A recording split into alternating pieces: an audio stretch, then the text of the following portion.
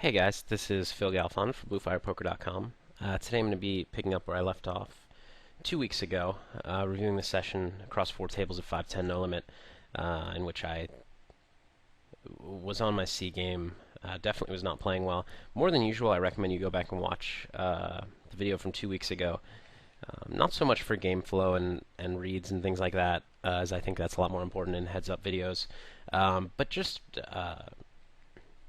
I think I covered a lot of what I was hoping to cover in terms of playing your C game, um, and I'm sure more will come up here, but I definitely recommend you go back and watch that. We did, not notice. I'll start the video.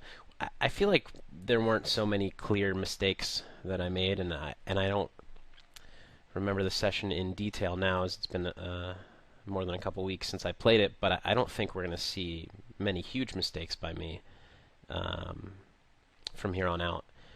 I'm sure we'll see some, but I think that especially as you move up in limits and become a better and better player, the mistakes, quote unquote, that you're making are not really mistakes. And the thing is that what makes you a strong player is that you pick up on everything. And there'll be a completely non-standard spot where, based on the last few hands, or based on timing, or bet sizing, or something else, or all of that combined, you just know that it's a great spot to bluff. You know that it's a great spot to call.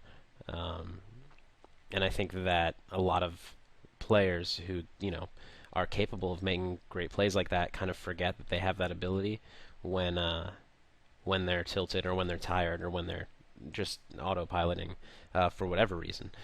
And it's tough because it's the kind of thing that you don't catch, um, because you're not like, yeah, you're not making any huge mistakes. Like I said, you're just missing out on where you get a lot of your edge, especially in games where you're playing against a lot of pros and where there's not a ton of edge to be had in the first place.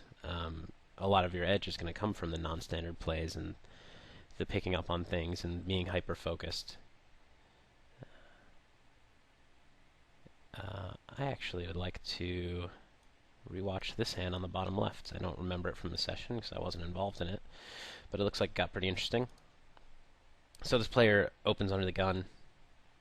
It'll be a little disappointing if we don't get to see either of their hands, which is, I guess, very likely, but still interesting to talk about.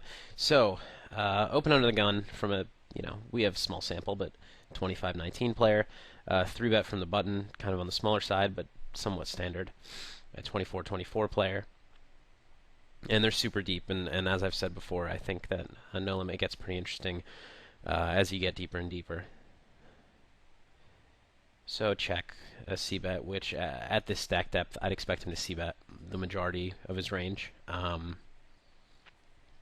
As far as like what I'd expect him to check back, I don't know. I mean, obviously, completely read this on him, but not that much. I think he's going to be c-betting the majority of his pre-flop 3-betting range.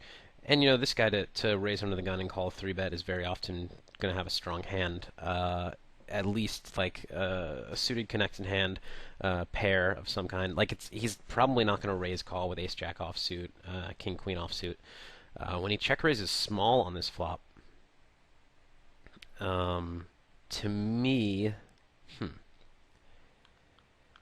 it could obviously be like the most likely big hands for him to have given preflop are any of the three sets. He's not going to have two pair on this board. The preflop 3-better actually is more likely to have two pair. Or it's pretty much impossible for the under the gun opener to have raised with, queen 6, 6-4, and called a 3-bet.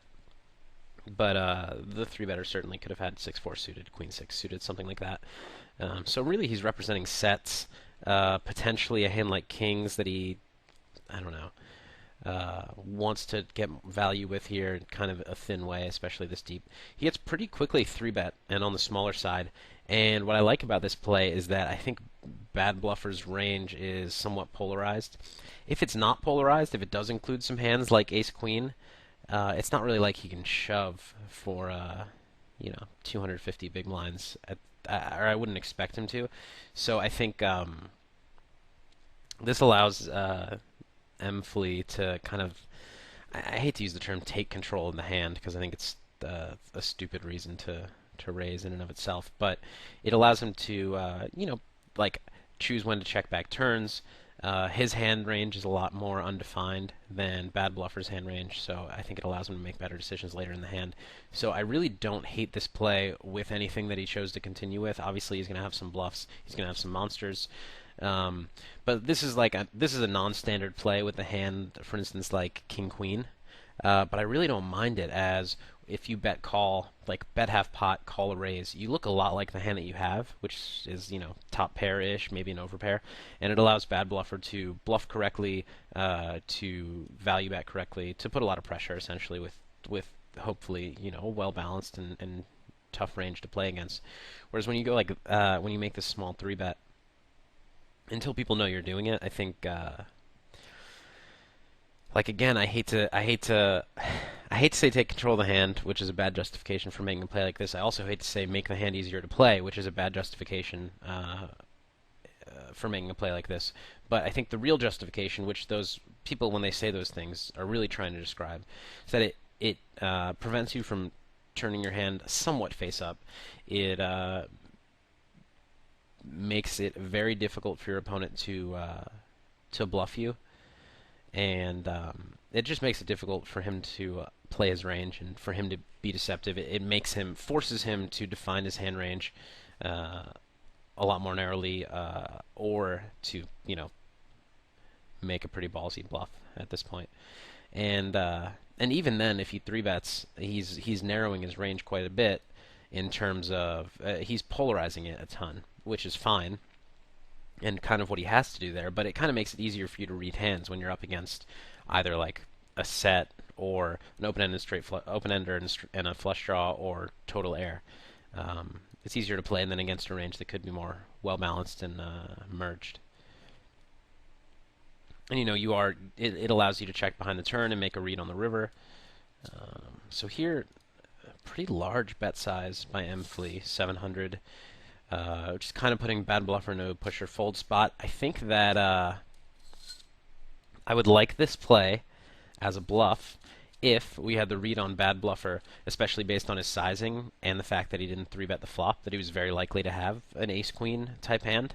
And I think there definitely are a lot of players who, when M. Flea bets 100 into 170, makes a raise to 270, which is on the smaller side, with a hand like ace-queen, but not necessarily with a hand like a set of sixes. And then there are definitely players that, when 3-bet, will always 4-bet on that flop with a set of sixes or a set of fours or a set of queens. So if he has that read on Bad Bluffer, I think this is a very good bluff, because I think it puts Bad Bluffer it threatens his whole stack. You're risking 700 to win 1200, while threatening his $1,700 stack. And it's just so tough for him to stack off for 250 big blinds with top pair. Meanwhile, I 3-bet from the small blind against an under-the-gun raise with Queen Jack suited. I don't love 3-betting under-the-gun raises, but you have to do it light occasionally, otherwise you're super predictable. And I think a hand like Queen Jack suited, though I guess I could call out of position, I think it's not a hugely profitable call against an under-the-gun range. And I think this is a great hand to do it with if I'm going to do it with hands that aren't ace-king or aces or kings. I flop very big, so I'm curious. Okay, so that hand's over, and if I were M. Flea and I were bluffing on the flop, I would have continued and made a great bluff on the turn. But who knows what they had. I think he very likely was not bluffing, taking that line, but who knows. I have no reads on him. So I flop mid-pair and second nut flush draw, and it's a pretty weird spot where it's kind of hard for me to get action from a hand that's worse than mine, kind of no matter what I do. And it's also hard for me to bluff out a hand stronger than mine, but I just have too much equity against anything to ever consider folding. So since I'm not folding, the question is, how do I get the most value? And you guys can't see, but I'm doing air quotes, because I don't have a huge value hand. But essentially, with ace queen, he's going to get all my money, or I'm going to get it in with whatever equity, with my 11 outs or whatever it is. So I want to maximize value from the times he doesn't have the hands that are obviously getting it in no matter what. I think that it's pretty tough to do that. Like, I don't think there are many ways to get him to put much more money in with pocket sevens, or to get him to put more money in with I don't know. Even like Jack 10, I think is going to have trouble putting a lot of money in. I decided to check, and I think my play is fine. I prefer a C bet, as I think it just works better with my range. I'm going to be C betting this board extremely frequently. The one thing that's nice about a check is if he does bet this flop, I would call, assuming he's betting something on the smaller side, which he probably would. I can call and represent either like a monster or a hand like kings. And if he does decide to bet the turn, let's say on a brick, I potentially could just call again and see if I can get to showdown, potentially have the best hand, or to suck out. But at the same time, or alternatively, I could jam the turn, check jam, and I could definitely see a player, even though it's not super likely, I could see a player betting twice with an ace, and then when I jam, like, thinking that my range to check call is like a monster or kings or queen jack or something, and then when I check jam an offsuit 5 turn, deciding their ace is no good and folding the best hand. However, yeah, I don't think there's a ton of like value no matter what I do. I turn the nuts, and it's kind of it's good and bad. I mean, the king is a bad card. I mean, it's good obviously, but the king is not the best card, since I was kind of trying to rep kings to get him to start bluffing. I believe I decided to check again, if I remember correctly, and I don't hate it, but I mean, I think I'd prefer a bet. He definitely can start to rep hearts. He reps hearts very well, I think, by not betting flop and betting turn. However, I don't think he's going to try to rep hearts when I check Ace Jack 6. I either am checking a monster, I'm checking with showdown value, like a hand like kings or queens, I guess, or I'm checking air to delayed c-bet. So once I don't delay c-bet the turn, he has to put me in the category of monster or showdown value hand, which now could be kings. Worst case, really, is like queens or queen jack somehow. Um, and so I just don't think he's going to bluff that often here. So I'd rather just bet in my spot and rep the delayed c bet, because that's like the only way I can look weak here. So yeah, I don't think that was a great check by me on the turn. And on the river, he doesn't have a flush. He's not going to try to rep a flush. Um, I can't really rep air. It's really tough for me to make more money on this hand. I just decided to bet on the smaller side and hope for a crying call from something, or hope that he has a 10. I think I prefer a larger bet, as I don't think he's ever folding a 10, and he's certainly not going to raise with a 10. And even though it's like kind of obvious that, not kind of obvious, but I'm not balancing it very well when I make a large bet here on the river, I still think it's probably just the best vacuum play, given that I don't think he's folding a 10, and I don't think he's calling without a 10 anyways. So, I think that hand wasn't played great by me, but no huge mistakes. But I really think, yeah, on the turn, I don't know, like, I'm not doing anything to really uh, entice him to bluff or to bet thinly. So I'd prefer to just try to get some call downs, or get him to call with a hand with a heart in it or something. I decided to 3-bet ace-2 suited on the bottom left table. I think it's just a little too weak to call with. I like to play suited aces, but ace-deuce is really weak, and I don't know, games these days, people squeeze so much. It's just tough to play that hand. Ace-queen offsuit, I have to fold to an under-the-gun raise, and under-the-gun +1 3-bet.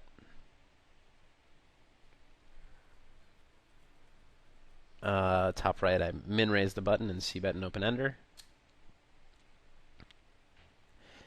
I don't think a ton of hands call this flop and fold the turn, but I think enough do that I should be two-barreling with as many outs as I have.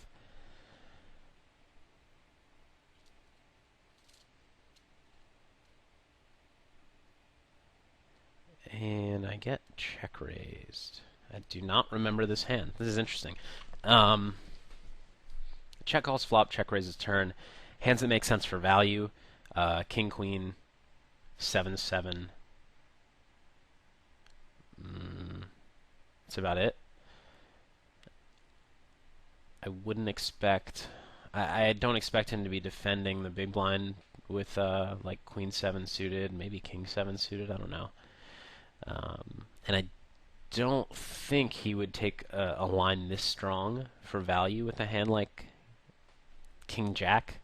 I think it just is over-repping his hand. Man, it really seems unlikely that he has a big hand, but I guess also deuce deuce makes sense. But at the same time, it's such a bad risk reward spot for me to jam this turn right now. With I mean 400 in the pot, I'd have to shove in 9, no 870 looks like. Um, with one card to come and an open ender. I'm pretty sure what I did, which is what I would usually do, is call here and try to feel it out on the river. Um, since he is, I assume, pretty polarized. First of all, I have some implied odds if I manage to spike an ace or a 9. If he does have the king queen or 7-7 or deuce deuce, and at the same time, I think he's very likely when I call this turn to give up on a bluff, and I will have to bluff the river since I just have jack high and potentially could lose some of his bluffs, or very not. I mean more than potentially. Most likely, I lose to a lot of his bluffs. Um, but I think that especially with the size the pot will be on the river, I wouldn't expect him to check to me on the river with his monsters, so I can be pretty confident that he's air heavy if and when he checks the river. On the bottom right, I 3-bet ace king, brick the flop, and I usually c-bet here, not always, but I think it's probably the best play. He snap checks the river. I'm obviously going to bet. I think the question is, what size am I going to bet? I know a lot of people would opt for just like a $220 bet or something like that. I don't know this player, JD Killer. He's at a lot of tables. I have to assume he's a strong player. But I think a strong thinking player might read a $200 bet for what it is. In a spot where his range is completely polarized. Let's say he check raised with like pocket fives, or 8-9 or 8-9 of clubs or something like that, which I wouldn't expect. But let's say he has better than ace high. I could honestly see him picking off a bluff if I bet like 200, because the spot where he's polarized, why would I be value betting the river with king jack when check to? So what hands am I really value betting in this spot? I think the hands I honestly would be value betting are hands that are 2-pair or better for the most part. And I think that he would expect me, if I had a set and was slow playing the turn, which I think is how I would play it, to bet on the larger side on the river, just in case he hero calls. I think not that I necessarily would do that, but I really think he would expect me, or most people would expect other people to bet on the larger side with any hand that they actually could value bet on this river against a polarized range. So even though it's definitely a lot more expensive a bluff, I decided to jam because I felt it was like probably 95% likely or more that he was bluffing the turn and had given up on it, maybe even like 98%. So it's extremely unlikely that I'm running into a big hand here. And since the hands I'm trying to bluff him off of are ace high, pocket fives, 7x, 8x, ace deuce, something like that, I think that this makes it impossible for him to call with those hands, pretty much. And the $200 bet, I could see him making a strong read, a smart read, and kind of hero calling it. So I actually think this ends up being the best play, and even though it's risking a lot, the fact that I'm not expecting to run into big hands, I think makes it makes it the line I prefer. On the bottom right, I get raised with my missed ace king, and I just give it up, which I think is fine and standard. And on the top left, I 3-bet 5-7 suited. Bottom left, I call in the big blind with nines. Very easy check call on the flop. I think that, some people decide to check raise hands like this, which I don't hate, but I think just check calling's a standard. Take it from there.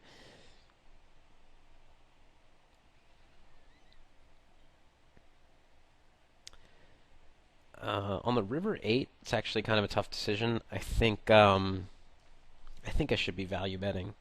I definitely do, occasionally run into a jack, run into a river 2 pair, but it's a spot where had I check called with ace high, I'd likely bluff this river, and had I check called with diamonds, I would likely bluff this river. So I think it's a bad check by me on the end here.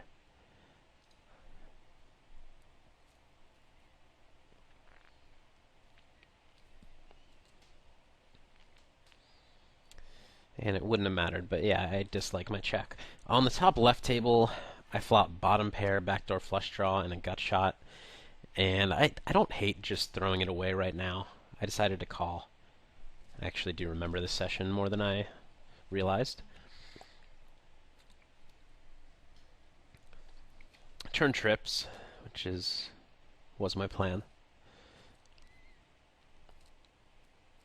And he's still betting, and he's betting on the large side. I don't know, but I think his range should be fairly polarized. I certainly think he'd be value betting as weak as ace, queen, kings, aces, which I all beat. Probably don't beat many eights, but I mean that's not a huge concern. And then I'm scared of the 9-9, queen, queen, jack 10. But yeah, I think since his I guess I just don't see a ton of value in raising right now. The main reason is that I think it looks insanely strong. So if he is value betting a hand like kings, I think I make more money by calling and letting him bet the river than by raising right now. So I'll continue to rep a hand like queen jack or king queen myself. River brick, I mean it brings 7-6 gets there, but I can't have that pretty much. I mean, he shouldn't expect me to have that, and I don't expect him to have it very often. So with 800 in stacks, or actually 750 in stacks, and 600 in the pot, he bets 420, and the decision is between, jamming and calling. I think, I ended up calling and winning. And I think maybe I'm trying not to be influenced by the results, but I think maybe a jam is better. I do think it's a spot where I could have called twice with a hand like 10-9 and turned it into a bluff on the river. I also think that if he had, if he had a huge hand, he may jam himself. Probably not. I think that once you get to 5-10 and above, you can't read that heavily into bet sizing, or people are going to be a little more careful. But I think, I don't know. You get 2 cards and hold them. It's hard to make big hands. I think I should just raise there. So played, I think, a little bit scared, but I do think it's a close decision. And I think he could have folded that hand as well, so may not have been any more value. And I definitely do, run into jack 10 and queen queen and ace 8, things like that.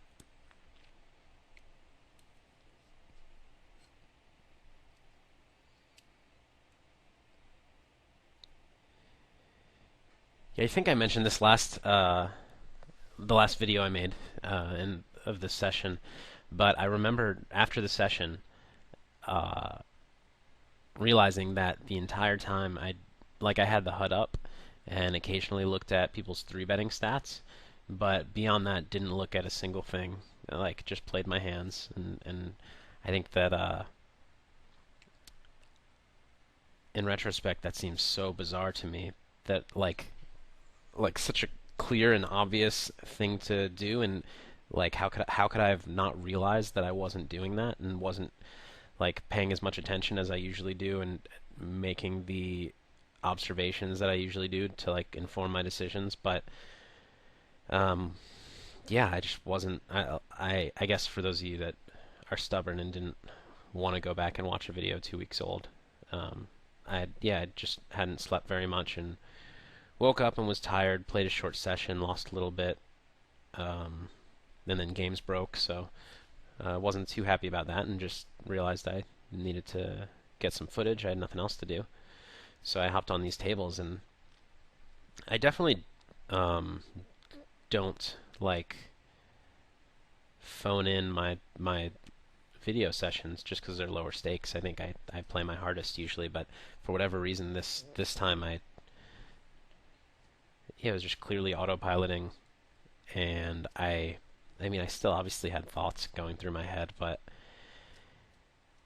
it's hard to tell in the moment. But those sessions, if any of you have had the same experience, there are sessions where not just because you're running good, but you can just tell that you're really on your game and you're really paying attention to things and noticing things that you sometimes don't when you're autopiloting. And I think it takes those sessions for me to realize what I wasn't doing the other sessions. And I think you can definitely fall into a rut, especially during a big downswing, um, where you just wake up, have breakfast, sit down at tables, autopilot the whole day, break even, lose a little bit, win a little bit, whatever. Um, Blame it on variance, whatever happens, rinse, repeat for the next few days, and like it's really hard to have any idea what kind of edge you're losing by doing that. But I think it's a massive edge that you're missing out on the times, and myself, I've done it too. I think it's a massive edge that I'm missing out on when I autopilot. And as far as what you can do about it, it's difficult because I think noticing you're doing it is the first step, but it's not like you can just notice that you're autopiloting and stop doing it. I think just some days you're not in the right mindset um, to play good poker. So I definitely think that um, just opting not to play sometimes is the best decision. But it really obviously would be preferable, especially for someone like me who like games don't run all the time. And if there's a day where games are running like all over the place, uh, it'd be preferable to be able to realize you're autopiloting and fix it. Um, but I mean it's really difficult, and I haven't found like a foolproof way to do that. One thing I usually like to do is take a break and like take a shower, wake myself up a little bit. I think physical activity is good, although I'm not very good about motivating myself to do that, especially like during a session. Um, I'm just too focused on getting back to the tables and trying to you know get even or whatever it is. But yeah, I think definitely a break of some kind and some kind of activity. I think a shower is good. I think working out is great.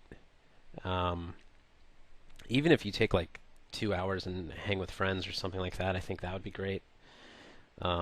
Probably not like a break where you're watching TV or like playing video games or something. I think that's too. I don't know. It's not like I found for me if I do something like that, it doesn't really change my mindset or the way that my brain's working or the mood that I'm in, or it's not so much a mood, just general. I don't know way your brain's like functioning really. Here on the top right, I think very standard hand so far, and just check called flop, check check turn, check river. I think with the jack hitting, it's pretty tough for me to value bet. The only thing that missed is the flush draw and potentially like an ace high float.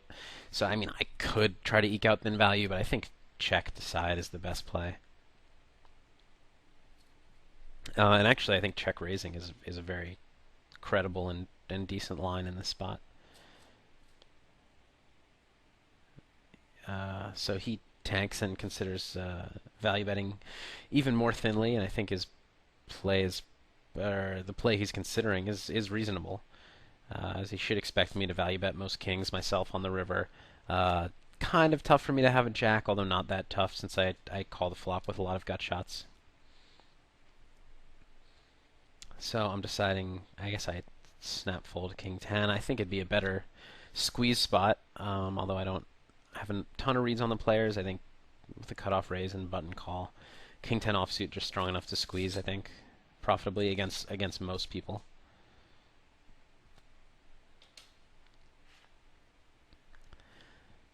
But yeah, I'm definitely open to if any of you guys have had experiences where you feel like, or things that you've tried and have really improved your mindset in a session where you're autopiloting.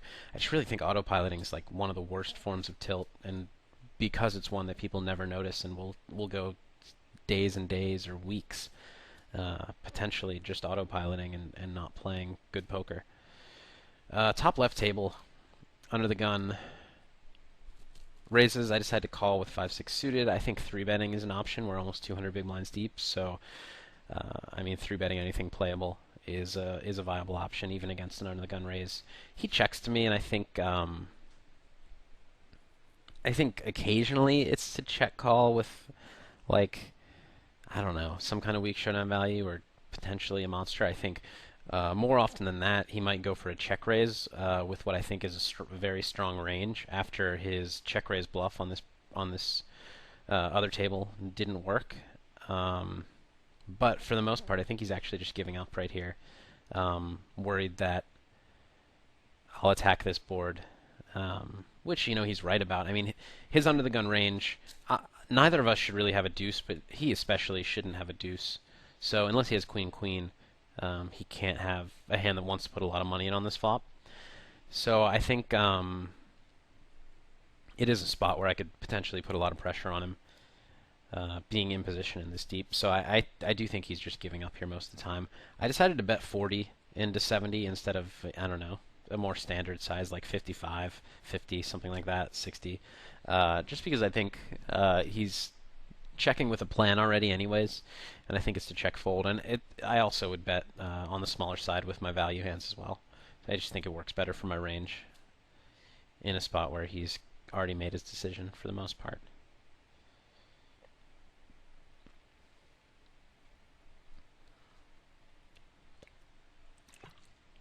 Top right table, he 3-bets me.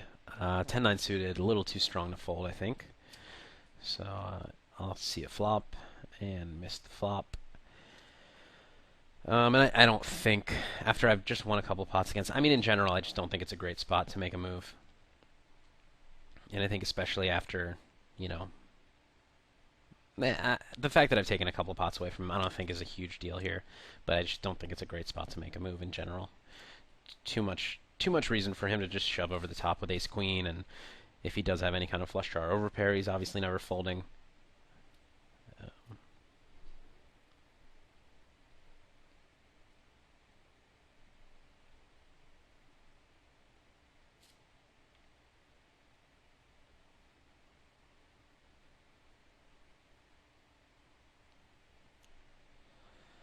And he 3-bets me once again.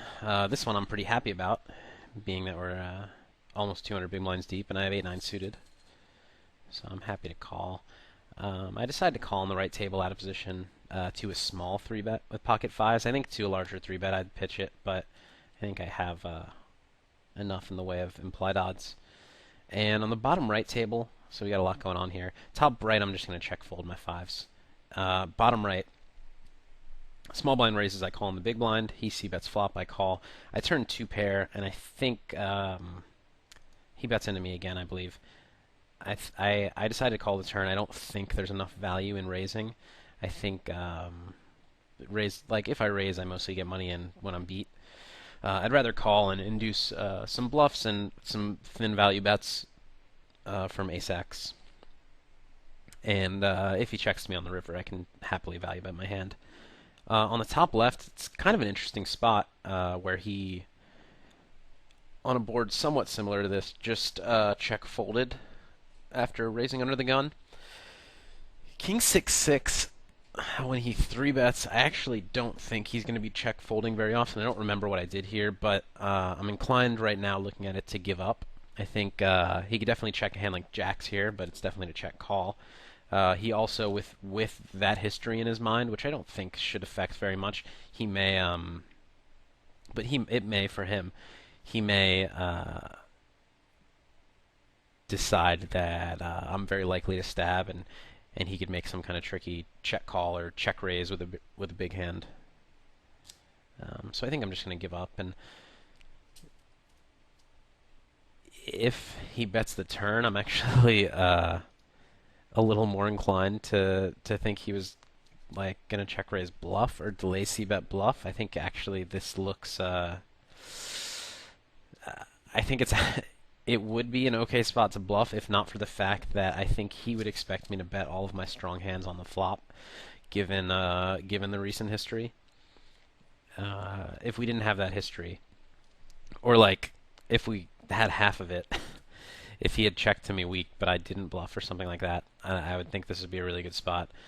Which I guess is what I was thinking at the time. I don't remember if I did it. Probably not. I don't think I rep it very well.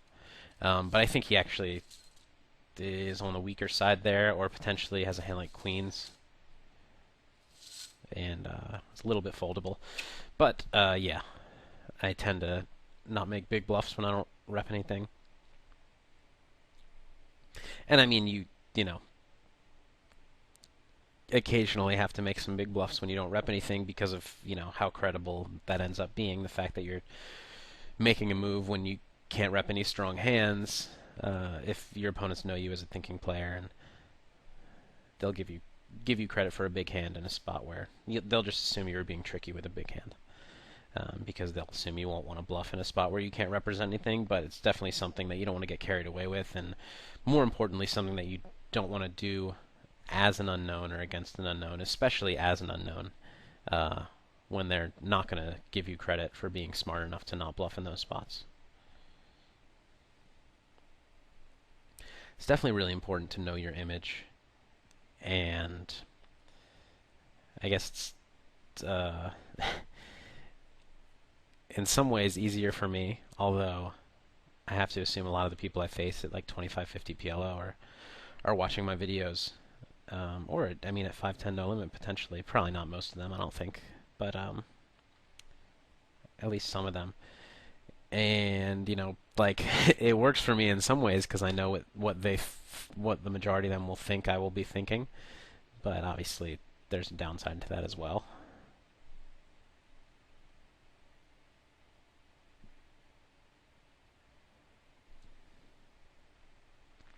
But yeah, I remember, I forget how long it was ago, maybe like 3 years ago or so, where I was kind of somewhat well known among online players, but obviously anybody who wasn't a professional online poker player had no idea who I was.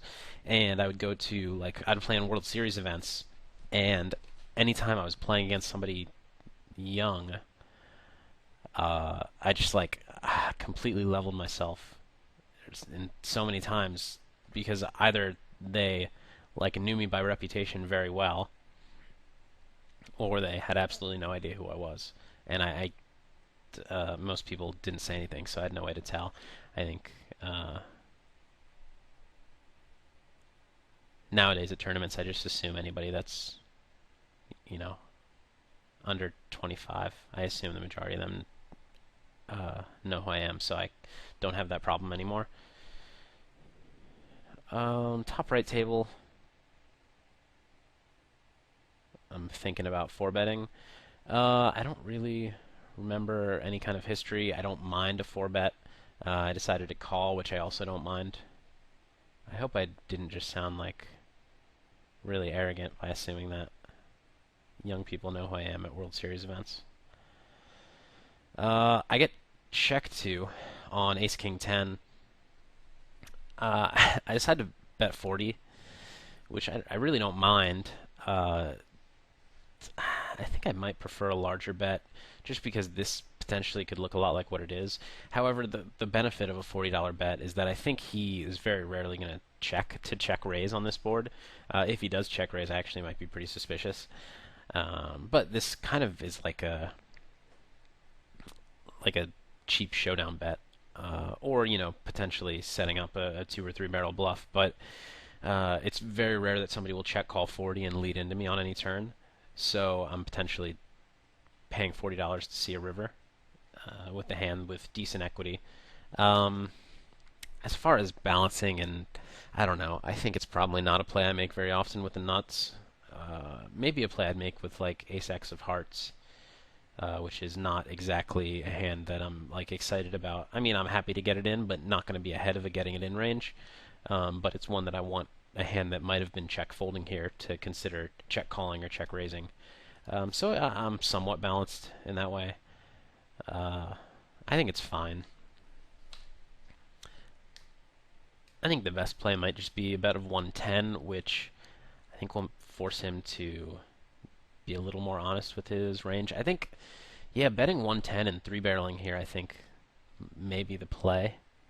I think it just looks insanely credible, and I think he very often has, like, I think he's somewhat rarely going to be slow playing here. So I expect it to work, pretty well. And I decided to take my free river.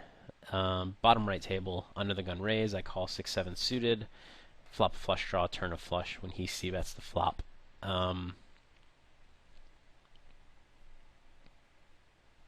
He checks to me, and I'm obviously going to bet and be happy about it.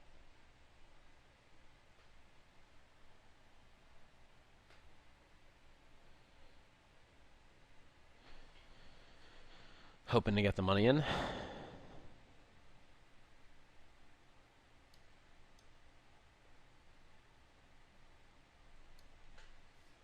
And he takes his time and check calls. Very bad river for me, obviously. And I think I actually just have to check it back. I mean, not that that's should be too surprising, but I just don't think there's value, and I think occasionally I'm beat. Turns out to have been a very good river for me, as he had nut flush and was making a pretty strong slow play. I want to look at the board real quickly. So he c-bet the flop, decided to check call the turn. I think it's a turn that I'll be betting very frequently, and I really like his play. Let's say I called the flop with a hand like Jack 10. He checked the turn to me. I often could bet the turn, and on a brick river realize that I'm likely not good, and decide to turn my hand into a very credible bluff, just because nothing at all missed. I also could obviously value bet somewhat thinly, and I mean he stacks flushes no matter what, but I think he induces some bluffs by the line he took, and yeah, I like his line. Definitely not as your standard every time way to play the hand, but a nice way to mix it up. I 3-bet in position with Jack 9 offsuit, which I think is fine, and obviously fold with a 4-bet. Actually, I think this will be a good point to pause, just because looking at how much footage I have, this leaves just enough for one more video, whereas if I go another 5 minutes, I might not have enough for one more video, and I'd like to get to the rest of this footage. But yeah, let me know what you guys think. I actually am looking forward to seeing if any of you guys have some tried and true methods of getting off autopilot. And yeah, I will see you guys next week, probably with a PLO video. And then we'll be back with this in a couple weeks, most likely. This is Phil Galfond for BlueFirePoker.com. Take care, guys.